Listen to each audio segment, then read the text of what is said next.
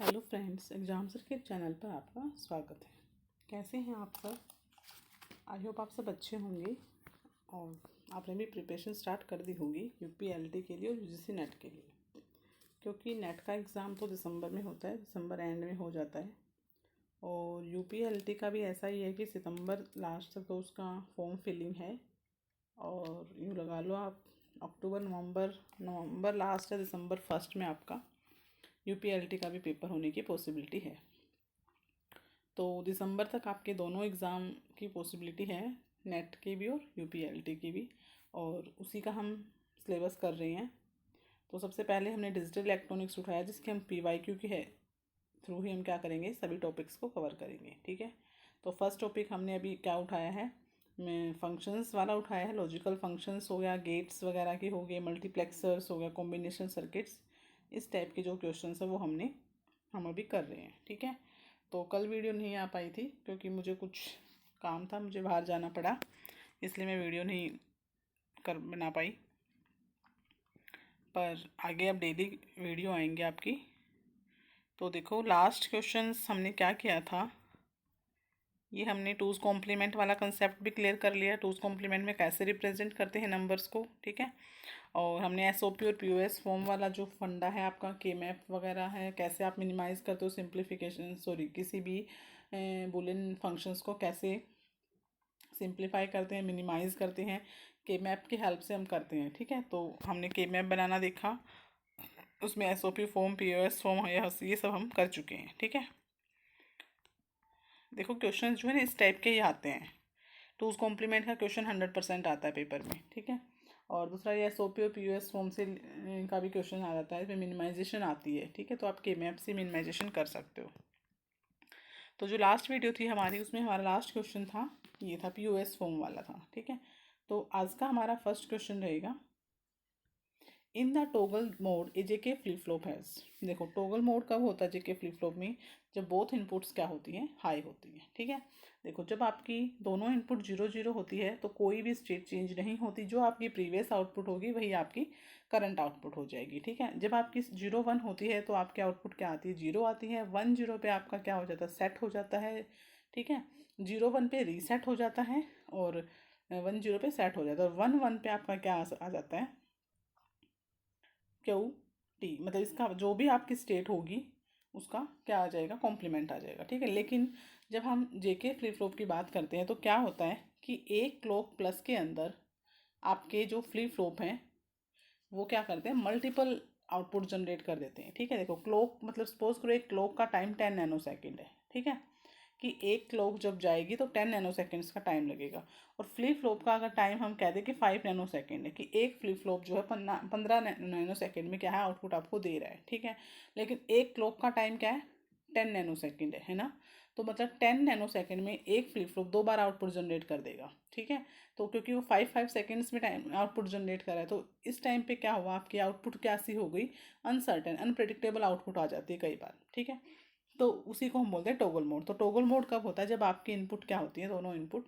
High होती हैं, तब जेके फ्लिप फ्लॉप में हमारा क्या होता है, टॉगल मोड आता है। ठीक है, वैसे ये आपका जेके फ्लिप फ्लॉप काम क्या करता है कि जब दोनों इनपुट 1 होंगे तो वो क्या देगा, कॉम्प्लीमेंट देगा। ठीक है, ये तो उसका फंक्शन है कि ये तो फिक्स है कि जब दोनों इनपुट आपकी 1 होंगी तो जो भी स्टेट होगी, अगर 0 स्टेट पे हो, प्रीवियस आउटपुट 0 है तो आपका 1 हो जाएगा, 1 है तो 0 हो जाएगा, मतलब जो भी आपका प्रीवियस आउटपुट होगा उसका क्या हो जाएगा, कॉम्प्लीमेंट हो जाएगा। ठीक है, तो ये होता है जेके फ्लिप फ्लॉप में। बट जेके फ्लिप फ्लॉप में टोगल मोड भी आता है, वो कब आता है, जब दोनों इनपुट 1 होती हैं। ठीक है, और टोगल मोड मैंने बता दिया कि एक जब आपका क्लॉक पल्स, जो क्लॉक का टाइम है वो ज़्यादा है एज़ कम्पेयर टू आपके फ्लिप फ्लॉप के टाइम से। ठीक है, फ्लिप फ्लॉप जो आपका टाइम दे रहा है, फ्लिप फ्लॉप एक टाइम में कितने आउटपुट जनरेट कर रहा है और क्लॉक कितने टाइम्स की जा रही है, तो उसमें उससे क्या होता है, एक टाइम पीरियड के दौरान आपका जो फ्लिप फ्लॉप है वो मल्टीपल टाइम्स क्या कर देता है, आउटपुट जनरेट करता है। इसी को हम रेस कंडीशंस भी बोलते हैं। रेस कंडीशन प्रॉब्लम भी आपकी यही होती है।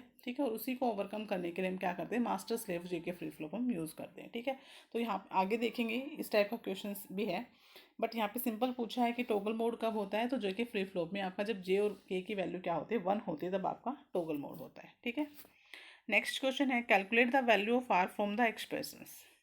यहाँ पे उन्होंने आर की वैल्यू कैलकुलेट करने को बोला है। देखो तो करते हैं इसको।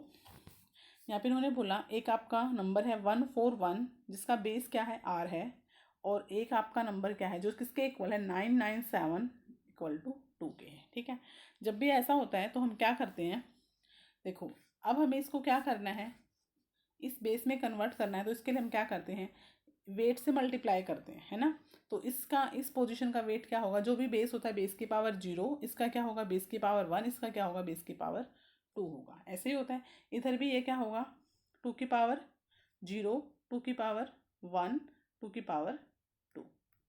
ठीक है, यही होगा ना, क्योंकि ये इन्होंने हाँ बेस 2 में बोला इन्होंने। ठीक है, यहाँ पे बाइनरी की बात नहीं हो रही, यहाँ पे सिंपल आर की वैल्यू की बात हो रही है कि आर की वैल्यू आपको बतानी यहाँ पे क्या होगा। ठीक है, तो हमने इसको किया। अब देखो बेस, किसी भी नंबर का बेस अगर 0 होता है तो वो क्या होता है 1 होता है। ठीक है, तो यहाँ पे क्या हो गया 1 हो गया। R1 की वैल्यू, किसी भी पावर की, किसी भी नंबर की पावर 1 है तो इट मीन्स सेम नंबर ही आएगा।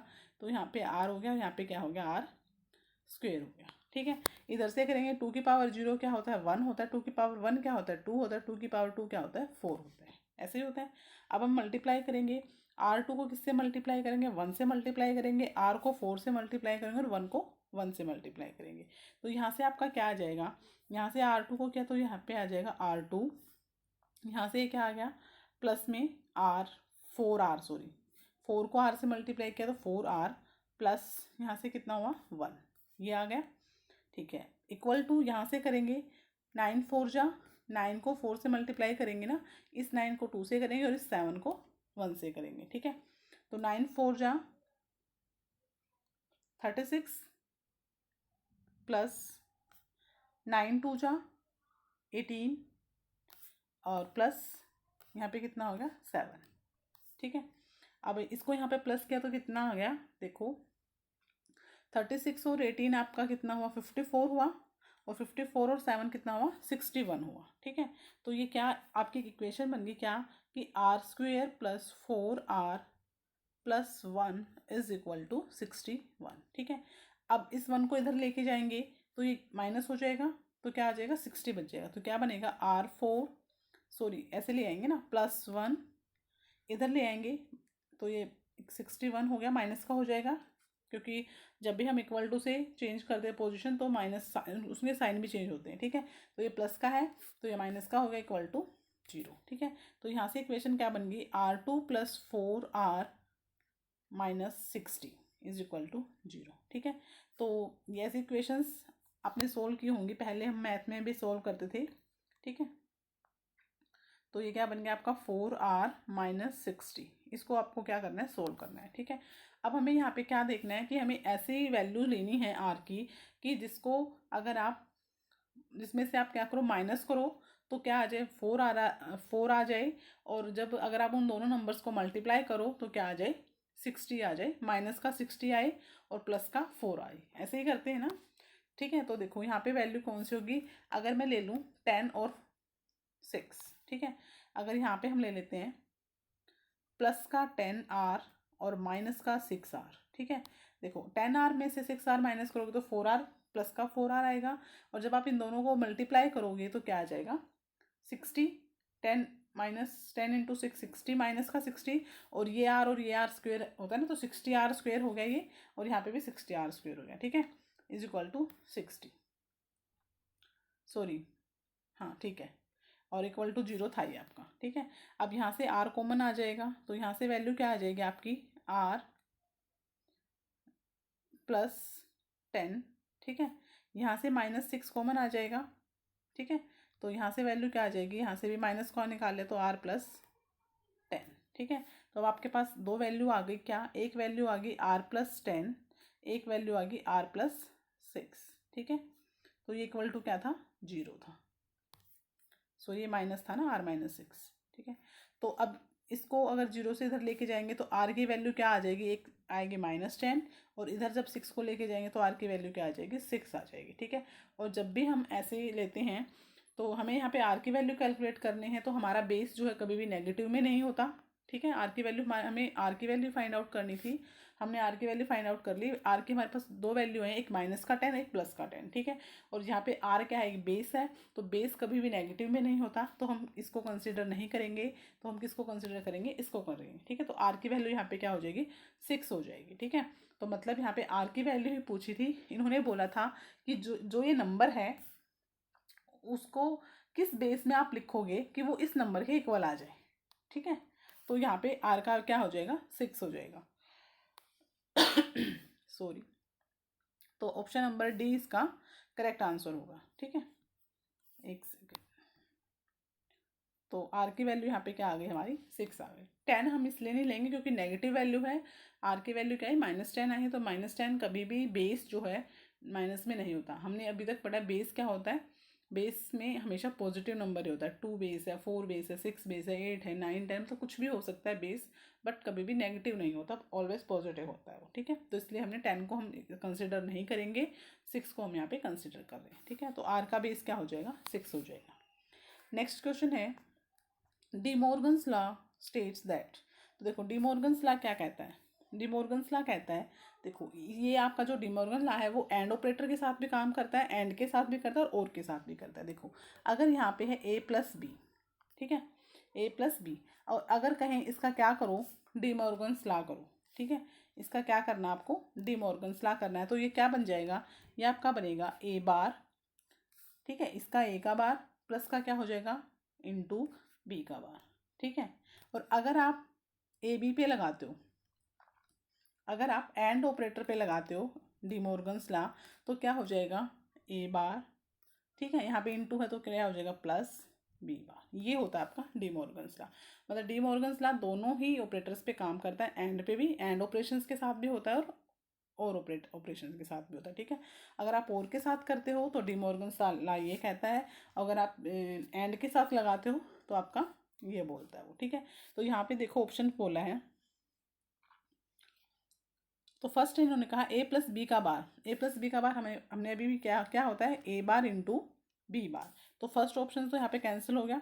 जब ये अब एंड ऑपरेशंस पे लगा रहा है, ए एंड के साथ लगा रहा है, तो ए बी का बार हमने क्या देखा, a bar plus B bar, तो ऑप्शन नंबर बी यहाँ पे करेक्ट है। अब सी देख लेते हैं, ए बी का बार अगर होल बार करते हैं, पूरे का बार करते हैं, तो यहाँ पे a bar plus B bar आएगा, तो ये भी गलत है, सी भी और डी भी गलत है, ठीक है। तो ऑप्शन नंबर बी यहाँ पे करेक्ट होगा। मतलब दोनों में ही आप यूज़ कर सकते हो, दोनों के साथ आप यूज़ करते हो D Morgan's law, and operations के साथ भी और के साथ भी, ठीक है। तो यहाँ पे इन्होंने और एंड वाला बोला है, तो ए बी का बार क्या होगा, ए बी का होल बार, ठीक है। ए बी का डी मॉर्गन्स लॉ क्या कहेगा, ए बी का कि ए बार प्लस बी बार, ठीक है। तो ये आपका करेक्ट आंसर होगा option number B. Next question है, the combination of 2 half adder is. देखो 2 हाफ एडर को कंबाइन करके आपका क्या बनता है, फुल एडर बनता है, ठीक है।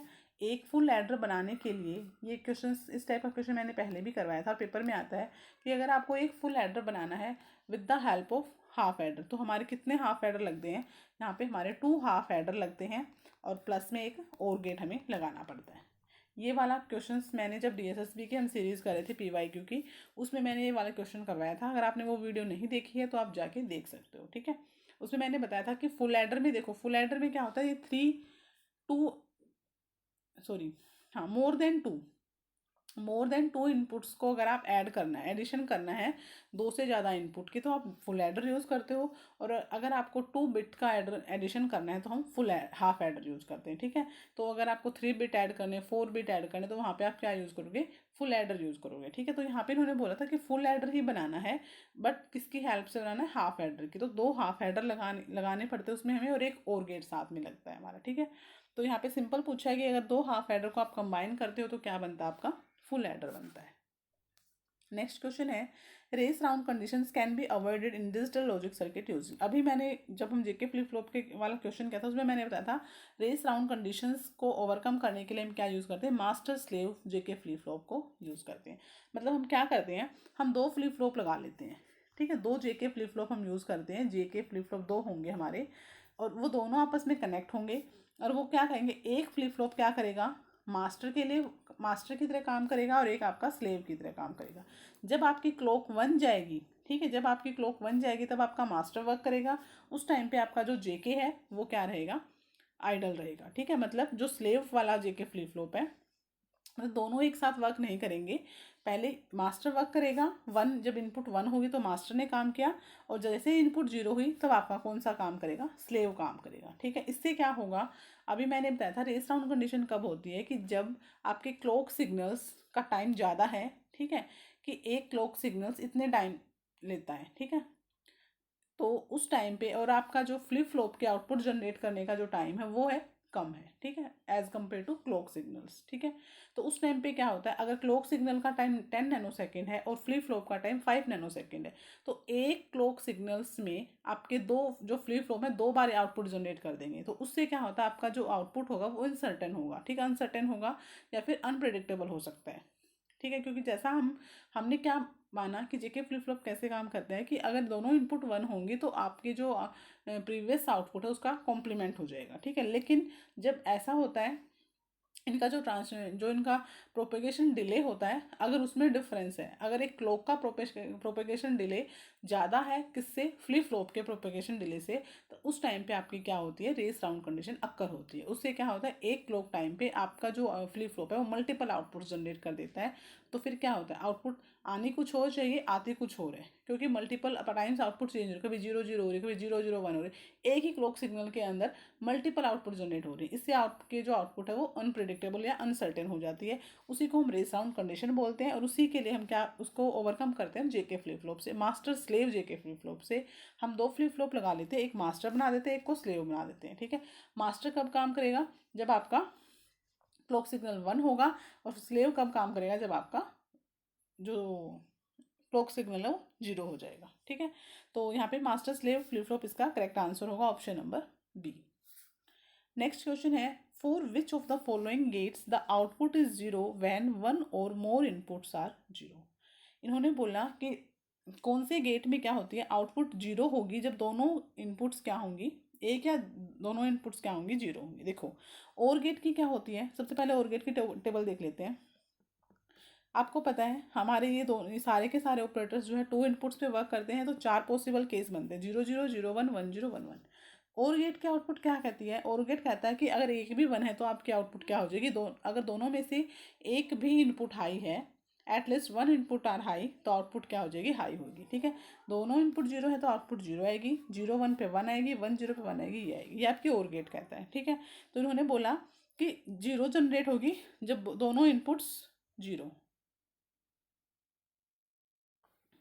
Get the output is zero when one or मोर, अच्छा वन वन भी बोला इन्होंने, तो देखो यहाँ पे तो ये और गेट तो हुआ नहीं, क्योंकि यहाँ पे वन इनपुट जीरो है तो आउटपुट क्या हो रही है, वन आ रही है। ठीक है, यहाँ पे वन इनपुट जीरो है, इन्होंने बोला वन या फिर वन मोर देन वन। ठीक है, मतलब एक इनपुट, अगर एक इनपुट भी जीरो है या फिर एक से ज़्यादा इनपुट जीरो है तो आपके आउटपुट जीरो आनी चाहिए। लेकिन यहाँ पे तो कंडीशन क्या है, जब दोनों इनपुट हाई होंगी, जीरो होंगी सॉरी, जब दोनों की बोथ इनपुट्स आर जीरो, तब आपके आउटपुट क्या आएगी, जीरो आएगी। तो और ऑपरेशंस तो यहाँ पे और गेट तो आपका नहीं होगा। ठीक है, नोट गेट का देख लेते हैं। नोट गेट का तो आपको पता ही है, दो ही इस पे एक ही इनपुट होती है, जीरो होगी तो वन होगा, वन होगा तो जीरो होगा। ठीक है, एंड का और देख लेते हैं एक बार हम।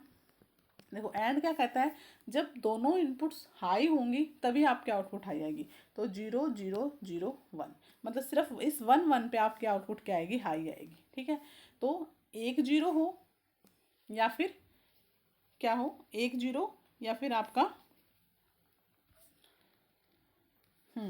तो एंड में क्या हुआ कि या तो दोनों, भले ही एक जीरो आपकी हो या फिर दोनों जीरो हो, तब आपके आउटपुट क्या आ रही है, जीरो आ रही है। तो इसका आंसर क्या होगा, एंड गेट ही होगा। ठीक है, इन्होंने भी यही बोला कि आउटपुट जनरेट, जो आपकी आउटपुट जीरो है तब आएगी जब आपकी इनपुट, एक इनपुट या फिर एक से ज़्यादा इनपुट क्या हो, जीरो हो। तो एंड गेट में ऐसा ही हुआ है, जब एक एक जीरो था तब भी आउटपुट जीरो आई है, जब दोनों जीरो थी तब भी आपके आउटपुट जीरो आई है। तो इसका आंसर क्या होगा, एंड गेट होगा। नोर गेट क्या कहता है, नोर गेट कहता है और गेट पे ही नोट लगा दो, तो और गेट का ही कॉम्प्लीमेंट कर दो।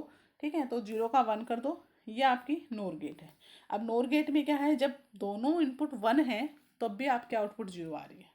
ठीक है, जब दोनों इनपुट वन है तो भी जीरो जनरेट कर रहा है, तो इसका करेक्ट आंसर क्या होगा, एंड गेट होगा, कि जब आपकी एक इनपुट या फिर दोनों इनपुट जीरो होंगी तब आपकी आउटपुट क्या आएगी, जीरो ही आएगी। ठीक है, ऐसा आपका एंड गेट में होता है, तो इसका करेक्ट आंसर होगा एंड गेट। नेक्स्ट क्वेश्चन है half adder is also known as. देखो हाफ एडर को आप क्या बोलते हो, NAND gate, AND gate, NOT gate और एक्सोर गेट। तो हाफ एडर देखो, हाफ एडर क्या होता है, जिसमें आप दो बिट को क्या करते हो, ऐड करते हो। ठीक है, जब आप दो इनपुट देते हो तो आपके पास दो आउटपुट आती हैं। क्या आउटपुट आती हैं, हाफ एडर कहता है कि दो आउटपुट जनरेट होंगे, एक आपके सम के लिए आउटपुट होगी, एक आपकी कैरी के लिए होगी। ठीक है, मतलब जब भी आप दो बिट को ऐड करोगे, ठीक है, तो दो बिट को ऐड करने से क्या होगा, एक तो सम आएगा और एक कैरी आ सकती है। ठीक है, ऐसा ही होता है ना। आप देखो ये बिट है, ठीक है, तो यहाँ पे आप देखो वन वन को कर रहे हो, वन वन को प्लस करोगे, जीरो कैरी गई, तो ठीक है, तो इस तरह से मतलब कैरी भी आपकी ये कंसिडर करता है। ठीक है, सॉरी, कैरी भी इसमें आउटपुट में आती है, एक सम के लिए आती है, कैरी के लिए आता है। और जो सम होता है उसका जो एक्सप्रेशन होता है वो क्या होता है, ए एक्सोर बी। जो आपका सम होता है हाफ एडर में, वो किसकी तरह काम करता है, उसकी जो आउटपुट आती है ए एक्सोर बी की फॉर्म में आती है। ठीक है, देखो करके देख लेते हैं इसको भी। वही आपकी चार पॉसिबल केस होंगे। ठीक है, जब आप सम करते हो तो जीरो जीरो का सम क्या होता है, जीरो होता है। ठीक है, जीरो वन का सम क्या होता है, वन होता है। वन जीरो का सम भी क्या होता है, वन होता है। और कैरी की अगर साथ साथ बात करें तो जीरो जीरो में सम क्या होगा, जीरो, और कैरी भी क्या आएगी, जीरो, कोई भी कैरी नहीं जाती। जीरो वन में भी सम होगा वन और कैरी जीरो होगी। वन जीरो में भी सम आपका वन, कैरी जीरो होगी। लेकिन वन वन में क्या होगा, सम जीरो होगा और कैरी क्या चली जाएगी आपकी, वन चली जाएगी। ठीक है, तो यहाँ पे इस तरह से आपके कैरी वन जाती है। ठीक है, लेकिन आप देखो ये जो सम वाला पार्ट है, जो ये सम आउटपुट है, ये एक्सोर की तरह है। एक्सोर भी क्या कहता है कि जब बोथ इनपुट सेम होंगी, जब दोनों इनपुट सेम होंगी तो आउटपुट क्या आएगी, जीरो आएगी, और दोनों इनपुट डिफरेंट होंगी तो आउटपुट क्या आएगी, वन आएगी। ठीक है, एक्सोर गेट का भी यही होता है। तो यहाँ पे भी देखो, जब दोनों इनपुट सेम है, जीरो जीरो है, वन वन है, तो आउटपुट क्या आ रही है, जीरो आ रही है। जब दोनों इनपुट डिफरेंट है, जीरो वन वन जीरो है, तो आपकी आउटपुट क्या आ रही है, वन आ रही है। तो जो आपका ये सम है वो किसकी तरह वर्क करता है, आपका एक्सोर की तरह वर्क करता है। एक्सोर का और हाफ एडर का जो सम के आउटपुट है वो एक्सोर की तरह होते हैं। अब बात करते हैं कैरी। इन्होंने हाफ एडर को बोला कि आप बोल सकते हो, क्या आप उसको हाफ एक्सोर गेट बोल सकते हो। तो कैरी, अब कैरी क्या होता है, कभी भी जब हम हाफ एडर की बात करते हैं तो वो सिर्फ सम देता है। कैरी अगर आती है तो कैरी के लिए वो क्या कर देता है, कैरी को डिस्कार्ड कर देता है, कभी भी वो कैरी नहीं लेता। ठीक है, मतलब कैरी को वो दिखाता नहीं। जब भी आप सम, अब देखो सम करोगे तो वो, जब दो चीज़ों को ऐड करोगे तो वो सिर्फ सम करके देगा आपको। अगर उसमें कैरी आ रही है तो कैरी को क्या कर देता है, डिस्कार्ड कर देता है। ठीक है, तो इसलिए हम बोल सकते हैं कि जो आपका हाफ एडर है वो एज ए एक्सोर गेट जो है हम वर्क करता है। ठीक है, तो एज ए एक्सोर हम इसको बोल सकते हैं। ठीक है, हालांकि कैरी भी आती है, जब वन वन आता है तो कैरी आती है। ठीक है, जब दोनों इनपुट वन वन है तो सम तो जीरो आएगा बट कैरी भी जाती है। ठीक है, लेकिन हाफ एडर में क्या होता है, क्या कर देता है, वो कैरी को नहीं लेता, वो सम देता है सिर्फ। ठीक है, तो इसलिए हम जो हाफ एडर उसको क्या बोल सकते हैं, एक्सोर गेट की तरह काम करता है, तो एक्सोर भी हम उसको बोल सकते हैं। ठीक है, नेक्स्ट क्वेश्चन है, a decoder is a combinational circuit that converts binary information from n input lines to the maximum unique output lines. देखो डिकोडर क्या कहता है, डिकोडिंग का काम करता है, डिकोड करता है। ये कहता है अगर आपने एन इनपुट्स यहाँ से भेजी है, ठीक है, अगर आप सपोज करो दो इनपुट भेजते हो, एक जीरो और एक वन भेजते हो, तो आउटपुट में क्या करेगा, आउटपुट आपकी चार आउटपुट जनरेट करेंगे, क्योंकि जीरो और वन के कॉम्बिनेशन से जब आपकी दो इनपुट जा रही हैं, एक जीरो जा रही है या वन जा रही है, ठीक है, तो आपके कितने पॉसिबल केस बन सकते हैं, दो पॉसिबल केस, दो आपके इनपुट आ रही है, एक ए है और एक बी है। ठीक है, दो इनपुट हैं तो आपके चार केस बन सकते हैं कि या तो दोनों इनपुट जीरो जीरो हो, दो, एक इनपुट जीरो हो एक वन हो, सेकंड वाली फर्स्ट वाली जीरो वन हो, सेकंड वाला जीरो हो, या फिर दोनों आपके वन वन हो। ठीक है, तो डिकोडर भी यही करता है कि जब आपकी दो इन्फॉर्मेशंस होती हैं तो उसको डिकोड कितने में करके देता है, वो आपको two raise to power N, मतलब इतने पॉसिबल केस होते हैं उसको डिकोड करने की। ठीक है, सपोज करो आप चार लेटर भेज दो, चार डिजिट भेज रहे हो, ठीक है, चार इनपुट दे रहे हो, तो चार इनपुट्स को डिकोड करने के उसके पास कितने तरीके होंगे, two raise to power four, मतलब 16 तरीके से, फिर 16 मेथड्स होते हैं, 16 केस बनते हैं जिसमें आप उन चार इनपुट्स को डिकोड वो कर सकता है। क्योंकि देखो उसको डिकोडिंग करनी है तो वो सारे के सारे केस ही दे सकता है आपको। ठीक है, आप कौन सा केस लेते हो वो आप पे डिपेंड करता है, बट वो तो डिकोड करके आपको जितने उसके पॉसिबल केस बन रहे हैं सारे आपको देता है, ठीक है। तो डिकोडर वही होता है जो डिकोडिंग करता है, मतलब अगर आपने उसको 2 इनपुट दी है तो दोनों इनपुट के जितने भी पॉसिबल केस होंगे वो आपको देगा। अगर आप यहाँ पे 2 इनपुट दे रहे हो ए और बी, तो ए और बी को या तो दोनों ही 0 0 हो सकती हैं, 0 1 में डिकोड कर सकता है, 1 0 में डिकोडिंग कर सकता है, और 1 1 में कर सकता है, ठीक है। तो डिकोडर में क्या होता है, अगर आपके पास n इनपुट जाती हैं तो 2 raised to power n इतनी आपके पास क्या आती है, आउटपुट लाइंस आती हैं, ठीक है। तो एनकोडर क्या कहता है, एनकोडर उल्टा करता है इसका। वो कहता है अगर आपके पास 2 raised to power n आप इनपुट दे रहे हो तो वो इनकोडिंग करके क्या कर देगा, उसको n आउटपुट्स में जनरेट करेगा उसकी, ठीक है। अगर आपके पास 2 raised to power n number of inputs आप दे रहे हो इनकोडिंग में इनकोडर को, तो फिर वो क्या करेगा, n ही आउटपुट वहाँ पे जनरेट करेगा। अगर आपने 16 केस दिए हैं तो वो कहेगा इनकोडिंग करो इसकी, तो इनकोडिंग करके आपको लास्ट में 4 ही मतलब आउटपुट वहाँ पे देगा, ठीक है। अगर आप 16 केस दे रहे हो तो 4 आपको इनकोड करके दे देगा, लेकिन डिकोडिंग क्या करेगा, उसका उल्टा करता है, ठीक है। तो इनकोडर और डिकोडर दोनों ही एक दूसरे के रिवर्स में वर्क करते हैं, ठीक है। तो यहाँ पे जो करेक्ट आंसर होगा 2 raised to power n इसका करेक्ट आंसर होगा। नेक्स्ट क्वेश्चन है, the output of a logic gate is 1 when all its input are at logic 0। जब उसकी सारी इनपुट 0 होंगी तब आपका आउटपुट जो है 1 आएगा, ठीक है। तो कौन से गेट में होता है, तो देखो अभी हमने एक्सोर का पढ़ा, अभी एक्सोर का पढ़ा था, देखो वही 4 केस बनते हैं, 0 0 0 1 1 0 1 1। एक्सोर तो हमने पढ़ा कि सेम पे 0 आउटपुट देता है और डिफरेंट पे 1 देता है, ठीक है।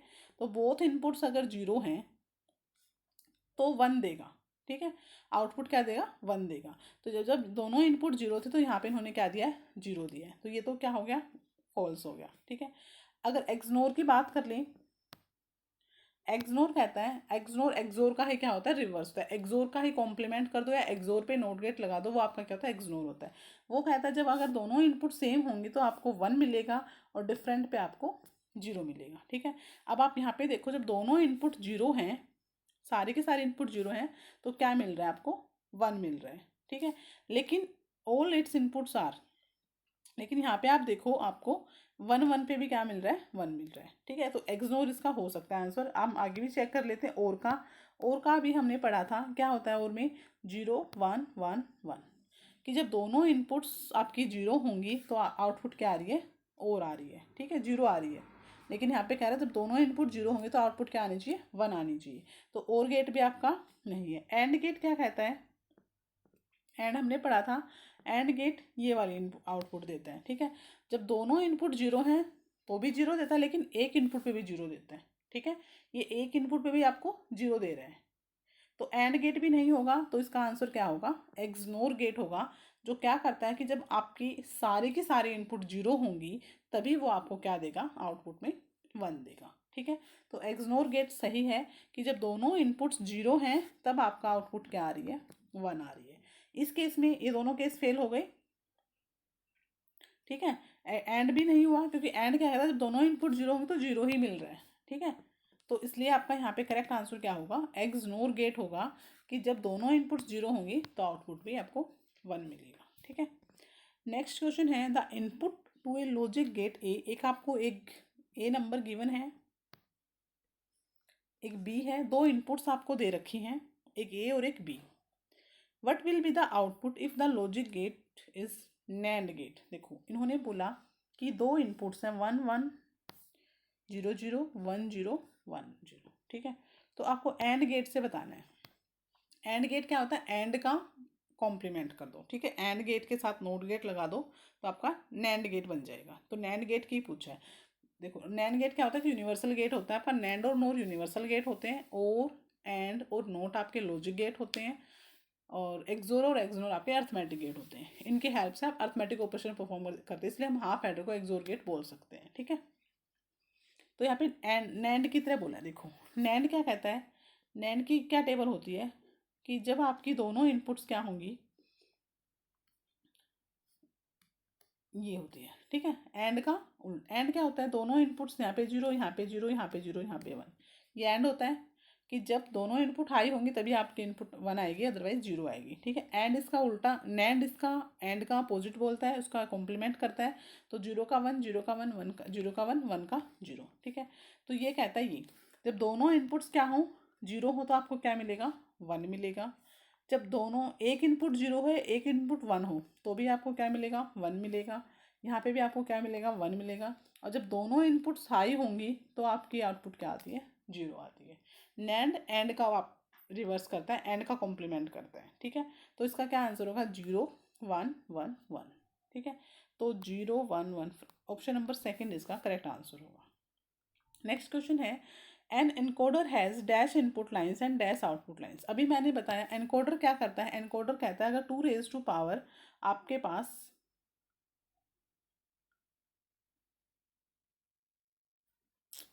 ये होता है ना, इसमें तो ऐसे आता है, तो यहाँ पे कुछ मतलब वो हो गया, जो ऑप्शंस है वो मतलब गलत प्रिंट हो गए हैं। तो अभी हमने पढ़ा, देखो डिकोडर क्या कहता है, अगर एन इनपुट से तो 2 raise to power N output देगा, ठीक है। लेकिन ये क्या कहता है, अगर आपके पास 2 raise to power N inputs होंगे तो आपके पास एन आउटपुट्स आएंगी। तो इसका जो आंसर होगा ये रहेगा। तो यहाँ पे इसमें मिस्टेक होगी, यहाँ पे 2 रेज टू पावर एन होगा, ठीक है, ऑप्शन नंबर 1 में मानो, ठीक है। तो 2 raise to power into N, तो ऑप्शन नंबर ए इसका करेक्ट आंसर होगा, ठीक है। नेक्स्ट क्वेश्चन है, मैच द फॉलोइंग। मैंने लास्ट वीडियो में बताया था कि हमारे जो बुलियन अलजेब्रा के जो लॉ होते हैं वो बहुत इंपॉर्टेंट होते हैं, ठीक है। तो देखो यहाँ पे वही है कि मैच द कॉलम्स का क्वेश्चन है। देखो इन्होंने बोला कि एक सेकेंड, हाँ, एक्स प्लस एक्स क्या होता है, एक्स होता है, ये हमने पढ़ा है। कि और ऑपरेशन क्या कहता है, अगर ए प्लस ए है तो क्या हरेगा, ए है। मतलब इसको हम कैसे याद रख सकते हैं कि अगर एक्स प्लस एक्स दोनों नंबर्स को आप प्लस करते हो तो सेम वही नंबर आता है। देखो 0 प्लस 0 करोगे तो क्या आएगा, 0 ही आएगा। 1 प्लस 1 करोगे तो क्या आएगा, 1 ही आएगा। मतलब आइडेंटिटी सेम रखता है कि जो नंबर्स हैं अगर आप उनको प्लस कर रहे हो आपस में तो उसकी आइडेंटिटी सेम ही रहेगी। तो इस तरह से आप याद कर सकते हो। तो ये आपका कौन सा ला है, ये आपका आइडेंटिटी ला है, ठीक है। मतलब जब भी आप दोनों सेम नंबर्स को प्लस कर रहे हो तो उनकी आइडेंटिटी जो है सेम ही रहेगी, ठीक है। 1 प्लस 1 करे तो 1 ही आएगा, 0 प्लस 0 करे हो तो 0 ही आएगा, ठीक है। तो ये आपका क्या है, कौन सा ला है, आइडेंटिटी ला है, ठीक है। x plus 0 is equal to X. तो देखो ये क्या कहता है, एक्स ए प्लस 0 हमने पढ़ा था ना, ये भी हमारा और ऑपरेशन है कि अगर a प्लस 0 करते हो तो अभी आपका क्या आता है, ए ही आता है। और अगर a प्लस 1 करते हो तो आपका 1 आता है। तो जो ये वाला है ये कौन सा ला है, ये आपका क्या है, आइडेम्पोटेंट ला है, ठीक है। आइडेम्पोटेंट ला कि x प्लस 0 की अगर आप किसी एक नंबर में एक इनपुट में उसमें 0 प्लस करो तो क्या आएगा, x ही आएगा, ठीक है। अगर 0 में, देखो 0 में 0 प्लस करोगे तो 0 ही आएगा। 1 में 0 प्लस करोगे तो 1 ही आएगा। देखो मैं करके दिखा देती हूँ आपको, ये भी अभी हमने देखा ये था। सपोज करो यहाँ पे x की जगह आप 0 भी रख सकते हो, 1 भी रख सकते हो, ठीक है। अगर आपने 1 में 0 प्लस किया तो क्या आया आपके पास, यही 1 आया। जो x ये था जो आप रख रहे थे x की वैल्यू, वही वैल्यू आई।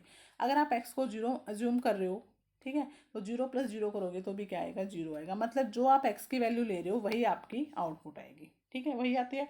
तो ये आपका कौन सा होता है, आइडेम्पोटेंट ला होता है। तो ऑप्शन नंबर बी इसका करेक्ट आंसर होगा। सॉरी, बी का, ये आपका ए है, 1 2 3 4 ऐसे है, ठीक है। तो ए का 1 होगा और बी का आपका 3rd होगा, ठीक है। उसके बाद सी की बात करें, सी कहता है आपका, सी हमने पढ़ा था कि ए प्लस 1 इज इक्वल टू क्या होता है, 1 होता है। देखो अब आप यहाँ पे देखो, यहाँ पे आप 0 रख सकते हो और यहाँ पे आप 1 रख सकते हो। दो ही पॉसिबल केस है ए के भी। अब जब भी कोई इनपुट दे रहे हो, जब 0 1 के फॉर्म में है तो या तो 0 जाएगी या 1 जाएगी। तो अगर आप ए को 0 रख रहे हो तो 0 प्लस 1 करोगे तो क्या आएगा, 1 ही आएगा। अगर आप 1 रख रहे हो तो 1 प्लस 1 करोगे तो भी क्या आएगा, 1 आएगा, है ना। तो यहाँ पे देखो 1 था ना, तो मतलब अगर आप इसमें कुछ भी प्लस करो 1 ही आता है आपका, ठीक है। तो यहाँ पे क्या हो जाएगा आपका, तो ये आपका कौन सा ला है, ये डोमिनेंट ला है, ठीक है, डोमिनेशंस ला है आपका। एक सेकेंड, ऑप्शन नंबर सी का फोर्थ हो जाएगा, ठीक है। और अभी ये है आपका x plus X Y is equal to X, ये आपका कौन सा होगा, एब्जॉर्प्शन लॉ होगा, ठीक है। तो एक्स एब्जॉर्प्शन लॉ क्या कहता है, देखो x plus X Y is equal to क्या होगा, x होगा, ठीक है। तो ये आपका कौन सा होता है, एब्जॉर्प्शन लॉ होता है, ये आपका आइडेंटिटी लॉ है, ये आपका आइडोपोटेंट लॉ है, ये आपका डोमिनेंट है और ये आपका एब्जॉर्प्शन लॉ है। तो ऑप्शंस देख लेते हैं। फर्स्ट का ए का क्या था, फर्स्ट था, तो ए का फर्स्ट आपका एक ही ऑप्शंस में है, ठीक है। तो यही आपका करेक्ट आंसर रहेगा, ठीक है। बी का हमने पढ़ा था आइडोपोटेंट लॉ है, सी का फोर्थ है और डी का आपका सेकंड है एब्जॉर्प्शन लॉ, ठीक है। तो ऑप्शन नंबर ए यहाँ पे करेक्ट होगा। नेक्स्ट क्वेश्चन है the octal equivalent of hexadecimal number. एक सिंपल हेक्साडेसिमल नंबर है, उसका ऑक्टल बनाना है आपको, ठीक है। तो देखो डी है और सी है, डी और पॉइंट सी, ठीक है। एक डेसिमल नंबर दे रखा है आपको। तो डी हमें पता है क्या होता है, ए आपका 10 होता है, बी आपका 11 होता है, सी आपका 12 होता है और डी आपका 13 होता है, ठीक है। मतलब हेक्सा में ये आपका 13 को रिप्रेजेंट करता है और ये आपका 12 को रिप्रेजेंट करता है, ठीक है। अब 13 को आप कैसे लिखते हो, 13 को अगर आप बाइनरी में लिखते हो, हेक्सा का बाइनरी बनाते हो, तो वही हमें पता है वेट होता है 1 2 4 8, यही होता है ना। तो 13 कैसे बनेगा, अगर मैं इस बिट को 1 कर दूँ, इसको 1 कर दूँ, 8 4 12 और इसको कर दूँ, तो ये क्या बनेगा 1 1 0 1, यही बनेगा। 13 बन गया। और 12 कैसे बनेगा, जब मैं इसको भी 0 रख दूँ, इसको भी 0 रख दूँ, इनको 1 कर दूँ, तो ये आपका क्या बनेगा 1 पॉइंट लगेगा बीच में 1 1 0 0, ठीक है। तो अब आप देखो हम क्या करते हैं, फिर पेयर करते हैं। ऑक्टल में करना है तो ऑक्टल में हम क्या करते हैं 3 के पेयर बनाते हैं। हेक्सा में हमारे 4 की पेयरिंग होती है और ऑक्टल में हमारी 3 3 की होती है, ठीक है। तो हम जब भी हम होल पार्ट पे, ठीक है, होल पार्ट पे जब भी हम क्या करते हैं ग्रुपिंग करते हैं तो हम राइट साइड से शुरू करते हैं, और अगर आप डेसिमल पार्ट पे करते हो तो हम लेफ्ट साइड से शुरू करते हैं, ठीक है। मतलब जो हमारा एक कंप्लीट नंबर होता है, होल नंबर होता है, उसमें हम राइट साइड से पेयरिंग करते हुए लेफ्ट की तरफ आते हैं, और जो हमारा क्या होता है होल जो डेसिमल वाला पार्ट होता है उसमें हम लेफ्ट से शुरू करके राइट की तरफ जाते हैं, ठीक है। तो देखो यहाँ ये आपका होल पार्ट है, तो यहाँ पे हमने क्या किया, यहाँ से पेयरिंग शुरू की, 3 3 के ग्रुप बनाए, एक ग्रुप आपका ये बन गया और एक ग्रुप आपका ये बन गया। अब यहाँ पे 1 है तो आगे आप 2 0 लगा दो, ठीक है। मैंने लास्ट वीडियो में बताया था अगर आप किसी भी नंबर के आगे 0 लगाते हो तो उसमें कोई भी उसका मीनिंग चेंज नहीं होता, अगर आप पीछे 0 लगाते हो तो वो चेंज हो जाता है, ठीक है। तो यहाँ पे सिंपल एक 1 बचा था तो 1 के आगे हमने 2 0 लगा दी। यहाँ से हमने पेयरिंग की इस साइड को, तो 3 का ग्रुप बन गया और यहाँ पे 0 है। अब यहाँ पे खुद 0 है तो आगे आप कितने भी 0 लगा दो क्या रहेगा, 0 ही रहेगा, ठीक है। तो ये आपका क्या बन जाएगा, देखो यहाँ से ये बना 0 0 1 1 1 0 1, ठीक है। तो ये एक ग्रुप ये बन गया था, एक ग्रुप ये बन गया था आपका, ठीक है। तो ये आपका क्या बना है, ये आपका 5 है और ये आपका 1 है। तो इधर वाला नंबर तो क्या बन गया आपका 15 बन गया, 15 पॉइंट। अब ये वाला देखो ये आपका क्या है 1 2 4, ठीक है। तो 1 2 4 में आपका 6 है, तो 15.6, ठीक है। अब आगे 0 लगाओ ना लगाओ तो ये क्या बनेगा, क्योंकि डेसिमल के बाद आप कितनी डेसिमल नंबर में आप पीछे कितने भी 0 लगा दो वो 6 ही रहता है, ठीक है। आप इसको क्या पढ़ोगे 6 ही पढ़ोगे, है ना। कभी भी ऐसा नहीं पढ़ोगे 6.600000, नहीं 6 होता है ये आपका, ठीक है। तो ये आपका क्या बन जाएगा 15.6 बन गया। तो 15.6 ऑप्शन नंबर बी आपका यहाँ पे करेक्ट आंसर होगा 15.6। अगर आप यहाँ पे 0 भी लगा देते हो, जैसे हमने इस साइड में 1 के साथ में ग्रुप को पूरा करने के लिए 2 0 लगाई थी, उधर भी 1 0 बच रही थी तो हमने 2 0 लगाए, तो वो यही तो पढ़ा जाएगा, ठीक है। ये आपका क्या हो गया ऑक्टल बन गया, है ना। अब आप इस 0 को आप स्किप कर सकते हो, यहाँ पे कोई फ़र्क नहीं पड़ता, क्योंकि डेसिमल पार्ट में आप राइट में कितने भी 0 लगाओ कोई फ़र्क नहीं होता, और होल पार्ट में लेफ्ट में कितने भी 0 लगाओ सेम रहता है, ठीक है। अब यहाँ पे आप इसको ऐसे बोल दो 0 15 है तो इसको हम 15 ही पढ़ेंगे, है ना। और यहाँ पे आप इसको 6 0 बोल दो तो इसको हम 6 ही पढ़ेंगे। तो 15.6 इसका क्या हो जाएगा करेक्ट आंसर होगा ऑप्शन नंबर बी, ठीक है। तो ये आज का लास्ट क्वेश्चन था। तो आई होप आपको वीडियो अच्छी लगी होगी, आपका जो डाउट हुआ होगा, जो भी कंसेप्ट है आपको क्लियर हुआ होगा। और अगर वीडियो अच्छी लगे तो लाइक करना, चैनल पे नए तो सब्सक्राइब करना, कोई भी डाउट है तो कमेंट बॉक्स में टाइप कर सकते हो, ठीक है। मिलते हैं एक नए PYQ के साथ, तब तक के लिए बाय बाय।